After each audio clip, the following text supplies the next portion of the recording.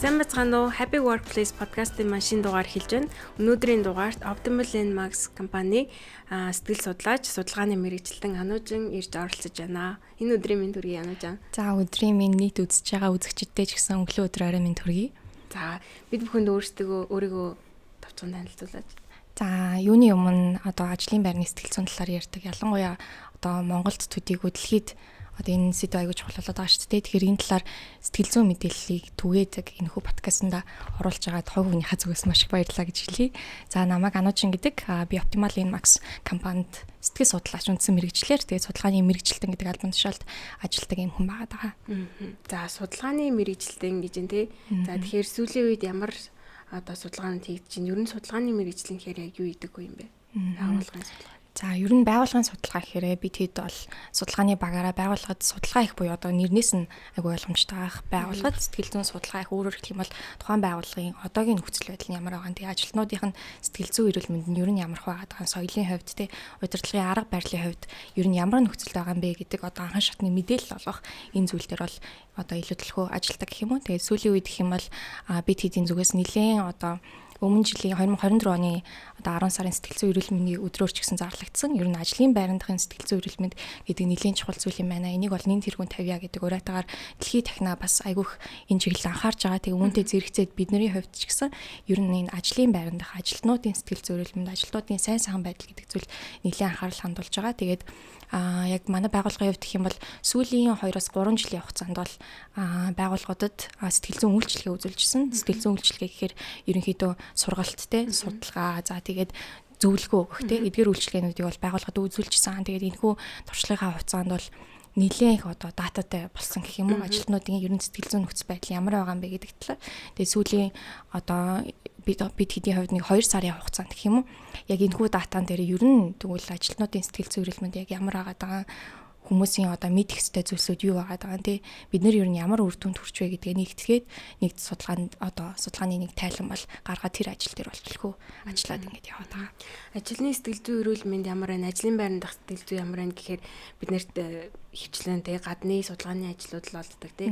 Гэтэл яг одоо Монгол ажилтнуудын сэтгэл санаа ямар байгаа, ажил дээрээ ямар байгаа гэдэг талын том ажил бол гарсан байгаа юм тий. Харин тийм. Тэр талд бол илүү анхаарч ажилласан байна. За тэгвэл миний дараагийн тавих асуудал болохоор ажилтнуудын сэтгэл зүйн нөхцөл байдлыг үнэлнэ гэдэг чинь. Ер нь байгууллагууд хэрэг ингэж үнэлүүлдэг юм болоо ажилтнуудынхаа сэтгэл зүйн байдлыг хэрэг судалж үздэг юм болоо. Тэгээд мөн ямар аргаар гэдэг ч юм уу ямар байдлаар үнийг үнэлж гаргадаг. За ерөнхийдөө бол судалгааны маш урлан аргууд байгаа. Байгууллагын судалгаа гэж нэрлэж байгаа ч гэсэн энэ хойдолд нь судалгаа шинжилгээний нэг аргачлалууд яваад байгаа. Тэгээд байгууллагт бол ярилцлагын аргаар тэгээд бас нөгөө тест буюу одоо асуулгын аргаар та одоо ажилтнуудынхаа сэтгэл зүйн эрүүл мэндийг таних ч юм уу. За тэгээд одоо болсон нөхцөл байдал дээр кейс ажиллах ч юм уу маш олон судалгааны аргуудыг ч гэсэн байгууллагт яг сэтгэл зүйн судалгаа хийхэд ашиглаж болдог. Байгууллага гэхэд хүн ажилтнуудын сэтгэл зүйн эрүүл мэнд ямар байна гэж шалгадаг эсвэл өөрөөр бас хүчин зүйлсийг бас судалж шинжилж үздэг. Дээрээс нь ер нь заавалжгүй ингэж шинжлэх ухааны үндэслэлтэйгээр ингэж судалж гаргаж ирэх, дэлгэрүүлэх энэ байдал нь хэр ачаал бүтэл яагаад чухал юм бэ? Энэ аюул сонирхолтой асуулт байгаа. Одоо жишээлх юм бол байгууллагууд ч юм уу те ер нь бид хэдийн нэлийн туршлагаар те одоо практикт нэлийн харагддаг зүйлс гэхээр ерөөсөө ажилтнуудынхаа одоо ямар байгаа нөхцөл байдал те тэдгээрт анхаарахгүйгээр ер нь одоо дэлхийн дахина юу ч их болж үзээд байгаа. За ажлын байрны стресс гэдэг юм гарлаа. За тэгвэл ажлын байрны стрессийн сургалт авчиж ч юм уу нэг юм яг одооныхоо нөхцөл байдлыг судлахгүйгээр аюул шийдвэр гаргадаг. Тэгээд тэдгээр нь нөгөө үр дүнгүй байх тохиолдлоос үүдээд энэ сэтгэл зүйн одоо үйлчлэгээ чинь хэрэггүй юм байна ч юм уу те айгүй олон одоо буруу зүйлүүдэд ч юм уу буруу үр дагавруудад хүрэх магадлал байгаа байхгүй. Нэгд өөр рүүгээр одоо юу гэж хэлж болох вэ гэхээр нөгөө асуудлыг мэдгүй шууд шийдэл болоод асуултыг мэдгүй хариулт хэлээд байгаа те яг адилхан гэх юм уу. Яг ямар зүйл тулгараад байгаа яагаад байгаа гэдгийг ногтоосоо мэдгүй тэрийг айгүй шийдвэр гаргалтанд ашигладаг. Тэгэхээр ер нь шинжлэх ухааны ч гэсэн гол зарчим ерөөсөө тэр байгаа даа шүү дээ. Яг юу болоод байгаа гэдгийг судалдаг. Тэгэхээр ер нь байгууллагын судалгаа энэ байгууллагад сэтгэл зүйн судалгаа хийх гэхээр ажилтнуудынхаа тэг зан төлөв ажилтнуудынхаа уур чадвар тэг ажилтнуудынхаа одоо байгаа нөхцөл байдлын талаар ерөнхий мэдээлэлтэй болохыг одоо ерөнхий мэдээлэлтэй болгоход хамгийн гол чиглэлтэй гэх юм уу тийм байна. Тэгэхээр сайн хэллээ шүү дээ уур чадвар гэж юм те ер нь яг ийм төрлүүд байдаг юм болоо одоо сонгон шалгаруулж гэдэг юм уу эрүүл мэнд гэдэг юм уу? Яг ямар нөхцөлд энэ сэтгэл зүйн нөхцөл байдлыг судлах боломжтой юм бэ? За тэгэхээр олон төрлөд байгаа. Олон нөхцөл байдалд судалж болоод байгаа. Тэгээд бид хэдийн туршлагаар бид хэдийн хийж байгаа зүйлсээс хуваалцах юм бол за байгууллагын одоо ажилтнуудын ур чадвар, жишээлбэл харилцааны ур чадвар, сүүлийн үед сэтгэл хөдлөлийн чадамж гэж нэрлэдэг байгаа. EQ гэдэг ойлголт. За тэгэхээр одоо сэтгэл хөдлөлийн чадамж, харилцааны ур чадвар, тухайн хүний хариуцлагатай байдал, тухайн хүн хэрэг сэтгэлийн хаттай юм тухайн хүн асуудлыг ер нь яаж даван туулдгийг гэдэг ийм soft skill-үүдийг судлах одоо тренд гэх юм уу? Судлах нэлээд чухал юм байна гэдгийг олон судалгаа гарч гисэн батлаа. Тэгээд дэлхийд дахин нэлээд ашиглаж байгаа. Нөгөөтэйгөр бол яг нөгөө бид хэдийн дандаа хэлдэг ажилтнуудын ер нь сэтгэл зүйн эрүүл мэндтэй одоо ажлын байранд одоо холбоод ярих юм бол ажлын стресс юм уу ажлын одоо ажлаас хашрах хам шинж юм уу эдгээр сэтгэл зүйн эрүүл мэндийн байдлуудыг бас судлах боломжтой. Нөгөөтэйгүр яг нөгөө төрөний дурдсанчлан байгуулгын соёлтэй энэ хүний одоо ажилтны сэтгэл зүйн эрүүл мэндэд маш олон зүйл нөлөөж байгаа шүү дээ. Тэр тухайн хүний хувь хүний асуудал, тэгээ ажлын байрны асуудал гээд олон талаас нь ингэж цогц судалж байгаа гэж ойлгож байна. Тхийг зорж байгаа гэж. За сая ярьлаа шүү дээ.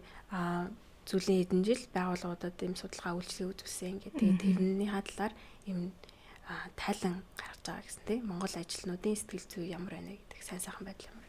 За энэ тайлангийн голлох ч юм уу тайм үр дүнгээс хуваалцах юм бол Монголд ажилтнуудын сэтгэл зүй сайн байдал юу ямар төвшөнд байгаа юм бэ? Ямар төвшөнд байгаа юм бэ гэж тийм.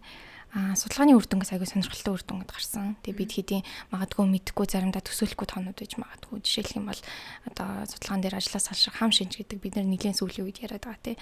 Энэ асуудлаар гэхэд одоо Монголд ажиллаж байгаа ажилтнуудын 10 тутмын нэг нь одоо архаг ажлаас салших хам шинжтэй байна. Өөрөөр хэлэх юм бол энэ чинь ажлаас хашрах хам шинж дүнгиж илэрж байгаа шинж тэмдэг илэрж байгаа хүмүүсийг хэлээгүй. Бүр яг юм ажлаас хашраа тэр нэлийн удаан явцсан зохицуулж чадаагүй удаан явцсан хүмүүс 10 ажил тутмын нэг байна гэдэг нэг юм үр дүн байгаа. Өөрөөр гэхээр сэтгэл готрлын хувьд за ажилтны яг нэг хувийн одоо сэтгэл зүйн эрүүл мэндийн хувьд гэх юм уу.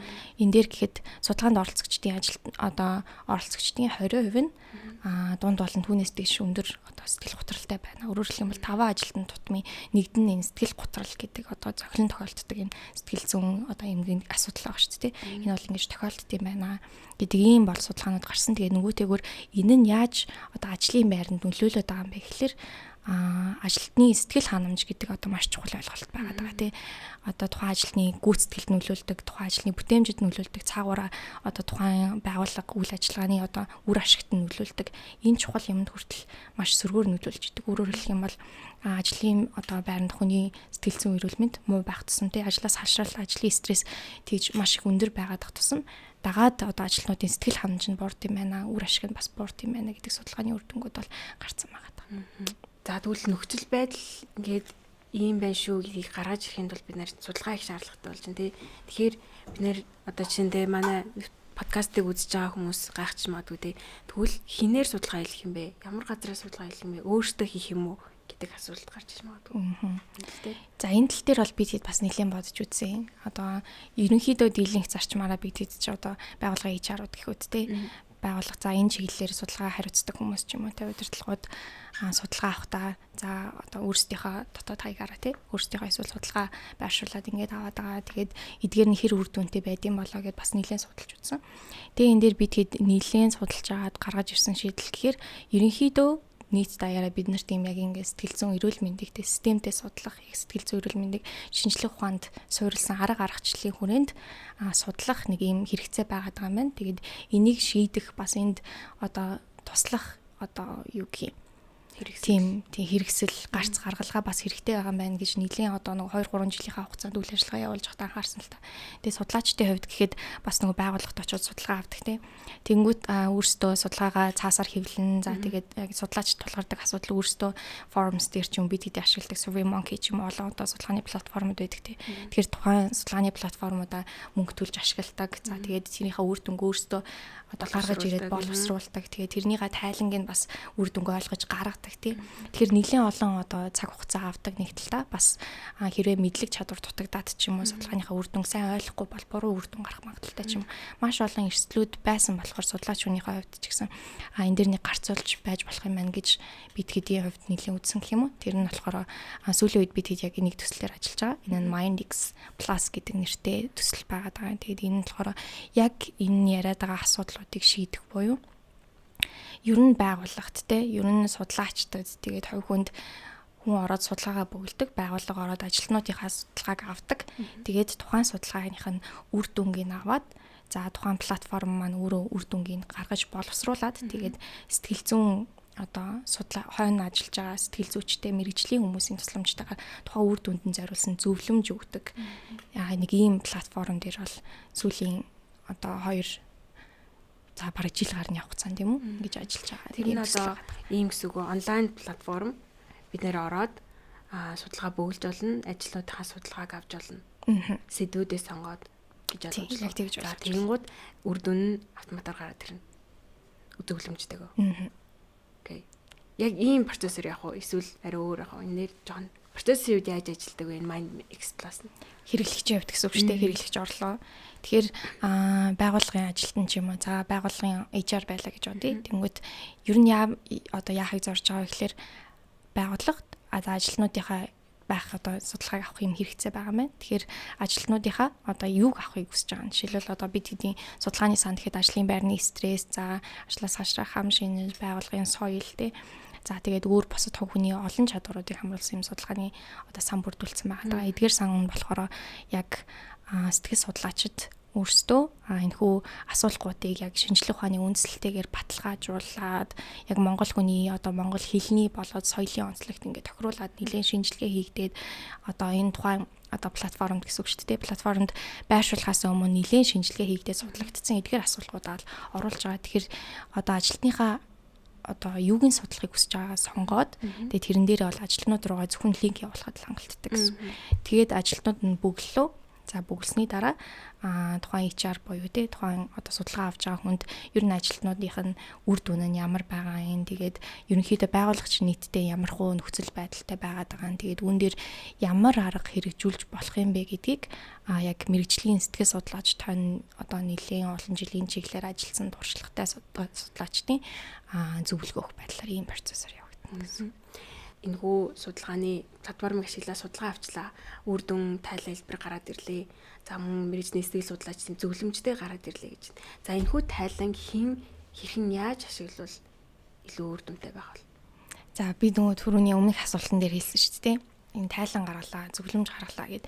Энэ нь гол юм гэхээр ажилтан өөрийнхөө одоо сэтгэл зүйн эрүүл мэндийн талаар мэдлэгтэй, тэрний талаар зөвлөмжтэй байгууллага нөгөө талдаа яг энэхүү одоо зүйлэгтэй, энэхүү гарч байгаа асуудлыг яаж шийдэх вэ гэдэг зөвлөмжтэй гарна гэх. Одоо жишээлх юм бол ажлын байрны стресс гэдэг судалгаа байлаа гэж бодъё л та тийм. Тэгмүүд ажлын байрны стрессийн талаар судалгаа бөглөө ажилтан би одоо ажил дээр ямар амар стресстэй байгаад байгаа юм бэ? Эсвэл би ер нь гайгүй ажиллаа зохицуулж чадчих байгаа юм биш үү гэдэг талаараа нэг юм мэдээлэлтэй болчихно тийм. Тэгмүүд тэрийг яаж бууруулах юм бэ? Ямар арга хэмжээ авах юм? Өдөр тутамдаа ямар арга хэмжээ авч болох юм? Ажил дээр ямар арга хэмжээ авч болох юм тийм. Тэдгээр одоо аргуудыг одоо хамруулсан байгаа. Тэгэж бол хувь хүний зүгээс ашиглаж болно гэх юм уу. Байгууллагын зүгээс гэхээр байгууллага ажлын байрчид ерөнхийдөө иймэрхүү нөхцөлтэй байна шүү. Тэгэхээр нэг иймэрхүү нөхцөлтэй байна. Энэ нь ийм юмнаас шалтгаалаад байна шүү. Жишээлх юм бол ажлын байрны стрессэн дээр ихэд за ажлын ачаалал ч нэх байгаа даа мó эсвэл ажилтнууд те ажил амьдралын тэнцвэр нь алдагдаад байгаа мó бид хэдийн бас нөгөө хараад сайн мэдж чаддгүй те тэдгээр юмнуудыг гаргаж ирснээрээ одоо тэгвэл яг энэ асуудал дээр нь илүү их асуудалтай байгаад байгаа юм. Тэгвэл энэ дээр нь илүү их анхаарал хандуулъя. Тхийн тулд ямар арга хэрэгжүүлж болох юм. Олон улсад хэрэгжүүлсэн ямар аргууд байдیں۔ Дотоодод хэрэгжүүлээд амжилттай болсон ямар аргууд байдیں۔ Тэгэд эдгээр одоо аргуудыг хүргэсэн, тэгээд сэтгэл судлаачдын зөвлөмжийг хүргэсэн иймэрхүү байдлаар бол ашиглаж болно гэсэн. Тэгэхээр одоо юунаас олж стресстэй байгааг нь мэдчихээр за тэгвэл ямар ур чадвар олох юм? Эсвэл ямар сургалт орох юм? Эсвэл ямар бүлэг хүмүүсийг сэтгэл зүйн зөвлөгөөнд хамруулж болох юм гэдэг шийдлүүдийг бид нэр илүү оновчтойгоор гаргаж болно гэсэн үг байна. Яг зөв. Яг тэр нь зориуллаад. Тэгвэл Монгол улсад яг ингэж судалгаа аваад судалгаан дээр суурилсан арга хэмжээ хөтөлбөрүүд одоо үйлчлэгээ үзүүлээд тэг үр дүнд хүрсэн тийм зүйл байна уу? Тэгэхээр нөгөө түрүүний нөгөө таны хэлжсэн шиг бид хэд нөгөө айгүй олон дата байдаггүй ч юм уу те Монголд яг юу одоо ямар хуу сэтгэл зүйн эрүүл мэндийн ямар одоо ямар хөтөлбөр хэрэгжүүлсэн чи ямар үр дүнтэй болсон ч юм уу бид хэд нэг тийм судалгааны одоо уншихаар юмнууд байдаггүй болохоор одоо илүү олж уншихгүй ч гэж магадгүй олдохгүй байж магадгүй тий. Тэнгүүд яг өөрсдийнхээ туршлагаас бас хуваалцах гал юм л та.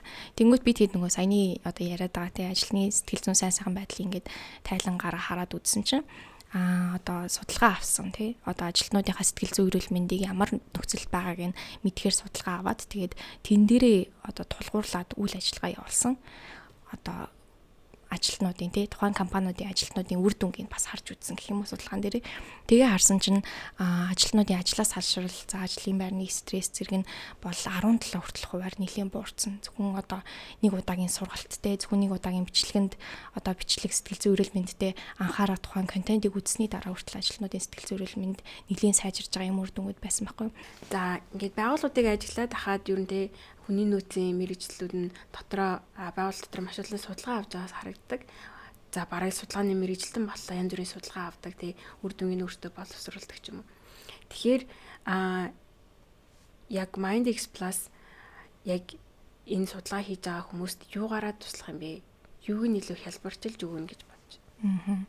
Тэгэхээр яалтчгүй маш олон судалгаа авдаг. Тэгээ маш олон судалгаа нь маш олон цаг хугацааг зарцуулдаг. Тэгээ судалгаагаа авна, тараана, за судалгаагаа гаргаж ирнэ, үр дүнгийг харна, тухайн үр дүнгээсээ гаргаж одоо үр дүнгээ тайлна тий. Тэгээд тэн дээр ямар одоо дүгнэлт хийх үү, яах вэ гэдэг айгүй олон цаг хугацаа зарцуулж идэг. Ийм олон одоо асуудлууд их тулгардаг гэх юм уу. Тэнгүүд MindX-ийн яг гол зорилт зорж байгаа тий. Хүний нөөцийн ажилтнуудад яг энэ судалгааны чиглэлээр ажиллаж байгаа хүмүүсттэй байгууллагын удирдлагуудад тэгээд ажилтнуудад хамгийн одоо хамгийн гол одоо өгж байгаа үнс нь гэх юм уу. Ажлын одоо тухайн их зарцуулж байгаа хугацааг нь бага хэмнэд үгүй. Тэгээд тэр их хугацаагаа одоо тухайн үр дүнгээс гарсан тий үр дүн дээр ямар юм хэрэгжүүлэх юм бэ? Ямар хөтөлбөр үйл ажиллагаа хэрэгжүүлэх юм бэ гэдэгтээ илүү анхаарал хандуулад явах тийм боломж олгож байгаа гэж бод. Нэг талаар хэлж бол. Нөгөөтэйгүр нэг онцлог юм бид нэр зүгээр нөгөө юу ажилтны ер нь ямар хөө байгаа вэ гэдэг зүгээр судлах нэг асуулгатай ч юм уу одоо судалгаа авах гаагүй сэтгэл зүйн эрүүл мэндийг судалж байгаа судалгаа авч байгаа тий. Тэгэхээр сэтгэл зүйн эрүүл мэндийг судлахдаа магадгүй одоо мэдлэг дутуугаас ч юм уу те эсвэл яг тухайн одоо чиглэлийн хүн хүч цөөн байснаас үүдээд ч юм уу яг энэ чиглэлийг яг яаж судлах юм бэ те яг яаж ажилтныхаа сэтгэл зүйн эрүүл мэндийг илүү сайн ойлгох юм бэ гэдэг ч юм уу. Тэнгүүд энэ тал дээр илүү одоо баталгаажсан те одоо нутагшуулсан энэ аргачлалуудыг ашиглаад тэгээд яг тухайн ажилтныхаа сэтгэл зүйн эрүүл мэндийг үнэн бодиттой тэгээд илүү ойлгоход нь туслах зорилгоор яг ийм сэтгэл зүйн платформ гэж илүү гаргаж ирж байгаа гэж ойлгож байна. Тэгэхээр нөгөөтэйгүр болохоор бид хэдийдээ монгол хүмүүст яг монгол хэл дээр суурилсан судалгаа авдаг платформ одоо нэгдсэн дээ ийм одоо платформ бол байдаггүй. Тэгэхээр нэг талдаа одоо судалгаа авахдаа өөр гадны тэг платформыг сонгоол тэгэл тухайн одоо функц нь яаж ажиллаж ийн ямар үйлдэлүүд нь яадаг юм байна гэдэг олон юмыг судлах бас нэг талдаа цагийг хэмжиж байгаа болов. Тэгээ иймэрхүү бол зүйлсүүдийг шийдэхээр иймэрхүү одоо үр ашиг өгөхөөр тийм зорж ажиллаж байгаа. Тэгэхээр ер нь бол цаг хугацаа хэмэлсэн хүний оролцоог бас багасгаж өгсөн. За тэгээд нөгөө дотооддоо авч байгаа судалгаа чинь миний хариултыг мэдчих болов тий тийм чинь ингээ хариулж болох лөө гэдэг тийм зүйл байхгүй бас нууцлалыг өндөр хадгалсан ийм шийдэл гэж бас ойлгож болохоор тийм. Яг үнэ гадны одоо нөгөө дотоодтой судалгаа авахд ч юм уу ажилтнуудын одоо хамгийн их одоо айдаг ч юм уу тий санаа зовдөг магадгүй нөгөө судалгааны үр дүн худлаа гаргахад нөлөөлдөг юм нь одоо миний судалгааг нөгөө HR маань ч юм уу тий одоо судалгаа авч байгаа хүмүүс маань мэдэх боломжтой байж болно тий нэрийг асуусан байж болно эсвэл утасны дугаарыг ч юм уу мэйл хаягийг асуусан ч байж болно тий тэгэхээр судалгаан дээр ажилтнанд тэр одоо хувийн нууц мэдээллийг хадгалж байгаа шүү. Энэ дээр бол санаа зовх зүйлгүй шүү гэдэг одоо юм нэлийн чухал байдаг. Судалгааны үр дүн үнэн гарахад тэгээ энэ дээр бас нэлийн чухалчилж бол ажиллаж байгаа. Тэгэхээр судалгааны үр дүн хэр баттай гарах вэ? Яг найдвартай гарах уу гэдэг дээр ямар одоо шийдлүүд байгаа. Яг нөгөө платформоор ороод судлаа авчдаг те тэнгүүт тэр нь яг одоо үр дүнд нь яаж идэх юм чи яг үний юмаа судалсан юм уу гэдэг нь айгүй хүмүүст одоо ойлгомжгүй асуудалтай эргэлзээтэй асуулт төрүүлэх үе байж болно те тэнгүүд энэ тал дээр бид хэдийн бас нийлэн энэ талаар бодож үзсэн мэдээж төсөл одоо хөгжүүлээд явж байгаа та тэгэхээр хоёр тал дээр бол хариулах боломжтой байгаа. Нэгдүгээр тэгэхээр бид хэдий ашиглаж байгаа асуулга яг түрүүний хэлсэн монгол хэлтэнд одоо монгол соёлд зориулсан яг энэ сэтгэл зүйн эрүүл мэндийг энэ сэтгэл зүйн одоо онцлог үзэгдлүүдийг тайлбарлах юм боломжтой юм судалгааны асуулгуудыг хөгжүүлсэн. Нэг талаараа энэ бол судалгаанд итгэх одоо магадлалыг юм уу? Итгэлийг одоо итгэж болно гэсэн зүйлийг төрүүлж болох юм. Нөгөөтэйгүр гэхээр технологийн хувьд тэгэхээр судалгаа ажилтнууд яг юм тууштай бөглсөн юм уу? Эсвэл ажилтнуудыг хамаагүй харж байгаа л юу ч бодохгүй байж байгаад бөглсөн юм уу ч юм уу те. Энэ дээр нь бас технологийн хувьд ажиллаж байгаа, боловсруулж байгаа. Тэгээд тайлан гарахтаа энэ судалгаа ашиглаж байгаа хүмүүст энэхүү судалгаан дээр чинь судалгаа бөглж байгаа хүмүүс хэр их анхааралтай хандсан бэ? Яг хүмүүс өөрсдөө уншиж байгаад бөглсөн юм уу? Яг ингээд өөрөө бөглсөн юм уу гэдэг одоо энэ судалгааны үр дүн чи хэр оновчтой юм бэ? Хүмүүс хэр оновчтой бөглсөн юм бэ гэдгийг бас гаргаж ирэх илрүүлэх боломжтой гэж тийм технологийн хувьд нэг тийм бас шийдэл гаргаад тэргээ хөгжүүлээд ажиллаж байгаа. Тэгэхээр ийм хоёр хариулт хэлж байна. Баярлалаа. За Happy Workplace подкастын маань өнөөдрийн дугаарт зочноор ирж оролцсон Анучиндаа баярлалаа. За тэгээд байгууллагт сэтгэл зүйн судалгаа авах ач холбогдол мөн хэрхэн судалгаа авах арга шийдлүүдийн талаар ярилцсан маш их баярлалаа. За тэгээд бүгдээрээ подкастынхаа дараагийн дугаараар ирхэн уулзлаа. Түр баяртай. Баяртай.